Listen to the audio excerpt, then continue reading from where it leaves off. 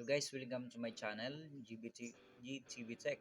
So, meron ako ditong dalawang Microtech router, isang Half-Life, then isang Hex na GR3. Ito, so nakikita nyo, gamit na siya. So, almost 3 years. Ito yung una kong Microtech, almost 4 years na siya. So, ngayon nag-upgrade kasi ako ng bago, medyo mataas na siya. Kasi medyo madami ng clients, kaya nagpalit na po ako ng Microtech para mas smooth ang function. So, ngayon, tuturuan ko kayo kung paano po i-reset. Ito po. So, ito ang port natin. Ito isa sa internet natin at saka ito yung mga sala natin. So, ito po yung power lead niya. Then, ito yung reset button. So, yung past video natin, paano mag-reset through Winbox. So, dito naman tayo mag-reset through dito sa ating hardware. So, kailangan nito is tanggalin mo natin yung power bago natin siya ma-reset. Okay? Yan. Then, i-press natin ito. Ito. Then, pag na-press natin yan, saka natin i-reset. Okay? So, okay natin kasi walang mahawak.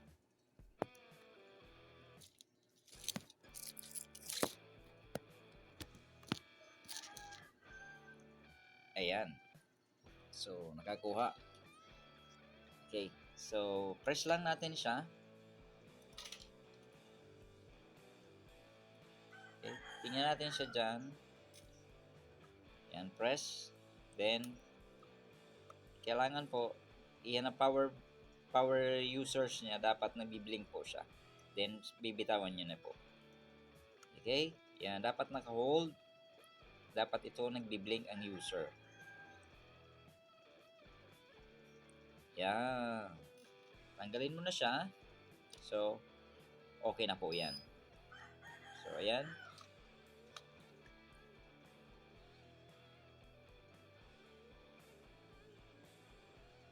So, makikita natin siya. Yan. Meaning to say, na-reset na po. Okay?